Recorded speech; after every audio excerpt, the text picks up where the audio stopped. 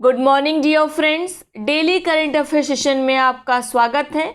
आज डेट है 25 सितंबर 2021। तो चलिए आज के सभी इम्पॉर्टेंट करंट अफेयर्स देख लेते हैं। पहला प्रश्न है, आईपीएल की किसी एक टीम के खिलाफ 1000 रन बनाने वाले पहले बल्लेबाज कौन बन गए हैं? तो इनका नाम है रोहित शर्मा। आप जानते हैं मुंबई इंडियंस के कप्तान हैं और हाल ही में रोहित शर्मा ने एक खास उपलब्धि हासिल की है। उन्होंने किसी एक टीम के खिलाफ 1000 रन बनाए हैं और ऐसा करने वाले वे पहले बल्लेबाज बन गए हैं। किस टीम के खिलाफ इन्होंने 1000 रन बनाए हैं? तो आपका उत्तर होगा कोलकाता नाइट राइडर्स। क्लियर हो गया। अगला प्रश्न देखते हैं, राष्ट्रीय डिजिटल स्वास्थ्य मिशन की शुरुआत किसके द्वारा की जाएगी? तो इसका उद्घाटन किया जाएगा 27 सितंबर को, यानी आने वाले मंडे को। किसके द्वारा? प्रधानमंत्री नरेंद्र मोदी के द्वारा। ये मिशन क्या है, इसका उद्देश्य क्या है? तो यह एक फ्लैगशिप योजना है। इसका उद्देश्य देश भर में स्वास्थ्य सेवा को डिजिटल बनाना है, जिससे एक देशव्यापी डिजिटल हेल्थ इकोसिस्टम तैयार किया जा सके, जो मरीज को अपने स्वास्थ्य रिकॉर्ड को डॉक्टरों और उनकी पसंद की स्वास्थ्य सुविधाओं को शेयर करने, उन्हें एक्सेस करने और सहमति देने में सक्षम बनाएगा। क्लियर हो गया। तो अगर बिल्कुल सीधी सी भाषा में बोलें तो इस योजना का उद्देश्य स्वास्थ्य सेवा को डिजिटल बनाना है, साथ में एक डिजिटल हेल्थ इकोसिस्टम तैयार करना है। भारत सरकार ने नगा शांति वार्ता के वार्ताकार के रूप में किसका इस्तीफा स्वीकार कर लिया है? तो ये हैं आर.एन. रवि, तमिलनाडु के राज्यपाल हैं वर्तमान में, ठीक है। और 2014 से ये नगा उग्रवादी संगठन के साथ शांति वार्ता कर रहे थे। किस नगा उग्रवादी संगठन के साथ? तो आपका उत्तर होगा NSCN-IM के साथ। और इन्हीं के साथ 2014 से भारत सरकार की ये शांति वार्ता करा रहे थे आर.एन. रवि। हाल ही में इन्होंने इस्तीफा दे दिया, जिसके बाद भारत सरकार ने इनके इस्तीफे को स्वीकार भी कर लिया है। ये कौन है? ये तमिलनाडु के राज्यपाल हैं आर.एन. रवि। इनका नाम आप याद रखेंगे। नेक्स्ट है, पेंशन फंड नियामक और विकास प्राधिकरण यानी PFRDA को राष्ट्रीय पेंशन प्रणाली दिवस के रूप में कब मनाया जाएगा? तो 1 अक्टूबर को PFRDA राष्ट्रीय पेंशन प्रणाली दिवस के रूप में मनाएगा। यह घोषणा हाल ही में इसके द्वारा की गई है। नेक्स्ट है, बिटकॉइन के संस्थापक सातोशी नकामोतो की प्रतिमा का अनावरण कहाँ पर किया गया है? तो बुडापेस्ट के हंगरी में किया गया है, ठीक है। हंगरी के बुडापेस्ट में किया गया है सातोशी नकामोतो की प्रतिमा का अनावरण। इम्पॉर्टेंट है, देखिए एक क्लियर नहीं है कि बिटकॉइन का आविष्कार किसने किया था। वर्ष 2008 और 9 में इसका आविष्कार हुआ है।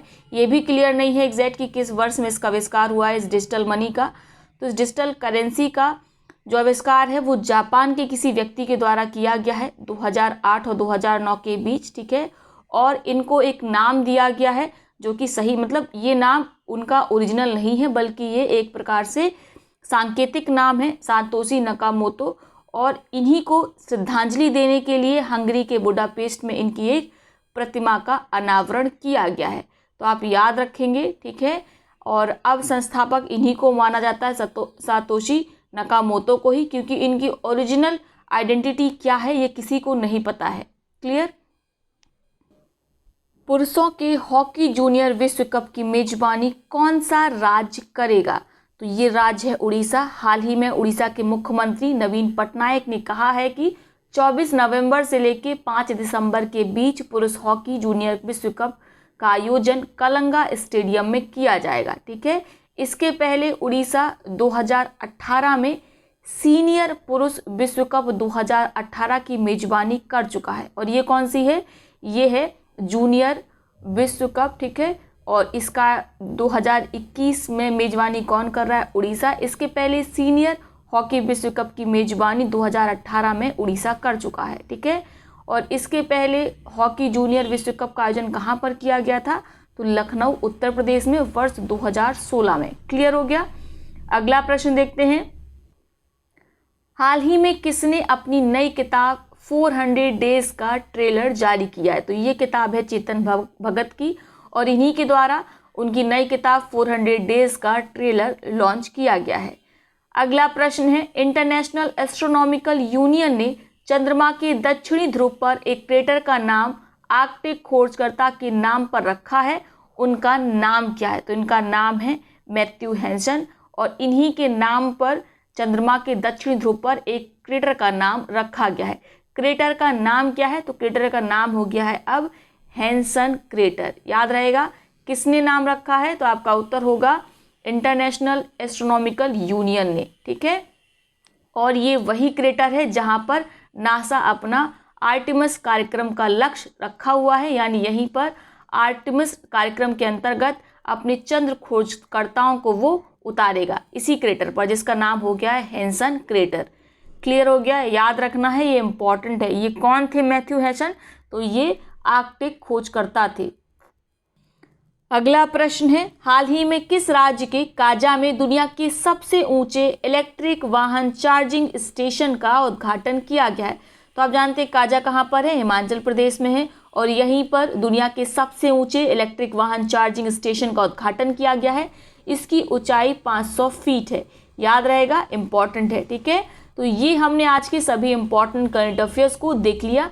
अब हम बात करेंगे उन करंट अफेयर्स की जिनका जवाब आपको कमेंट बॉक्स में देना है। 2 प्रश्न आपसे पूछे जाएंगे और दोनों ही प्रश्नों का जवाब आपको एक ही कमेंट में देना है। जिसका जवाब सबसे पहले सही सटीक आएगा उसके कमेंट को पिन किया जाएगा, साथ में उसका नाम अगले वीडियो में लिया जाएगा। पहला प्रश्न क्या है? किस राज्य ने स्टार्टअप का समर्थन करने के लिए दक्षिण एशिया के सबसे बड़े उत्पाद केंद्र डिजिटल हब का उद्घाटन किया है? आपके विकल्प हैं गुजरात, उत्तर प्रदेश, केरल या कर्नाटक। दूसरा प्रश्न है, सस्टेनेबल डेवलपमेंट सॉल्यूशन नेटवर्क ने किस देश की प्रधानमंत्री को SDG प्रोग्रेस अवार्ड से सम्मानित किया है? आपके विकल्प हैं बांग्लादेश की प्रधानमंत्री शेख हसीना या भारत के प्रधानमंत्री नरेंद्र मोदी, न्यूजीलैंड की प्रधानमंत्री जेसिका अर्डर या इनमें से कोई नहीं। तो आप इन दोनों प्रश्नों का उत्तर कमेंट बॉक्स में करेंगे। अब देखते हैं उन पिछले प्रश्नों को जिनका सबसे पहले सही सटीक जवाब दिया गया रोहित कुमार राजपूत जी के द्वारा। उनके कमेंट को ऑलरेडी पिन किया जा चुका है। पहला प्रश्न क्या था?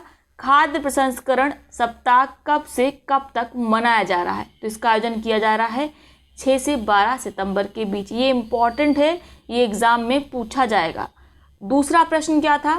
किस राज्य की सरकार ने इलेक्ट्रॉनिक उद्योग को बढ़ावा देने के लिए इलेक्ट्रॉनिक पार्क स्थापित करने का निर्णय किया है? तो ये है उत्तर प्रदेश की सरकार जो कि इलेक्ट्रॉनिक पार्क की स्थापना करेगी ताकि इलेक्ट्रॉनिक उद्योग को बढ़ावा दिया जा सके, साथ ही रोजगार में वृद्धि भी की जा सके। क्लियर हो गया? याद रहेगा। तो ये हो गया आज का सेशन। आई होप वीडियो आपको पसंद आया होगा। वीडियो को लाइक करिएगा, साथ ही अपने दोस्तों के साथ इस सेशन को शेयर अवश्य करिएगा। तो चलिए कल हम लोग नए वीडियो में मिलेंगे, कल यानी मंडे को। तब तक के लिए बहुत बहुत धन्यवाद।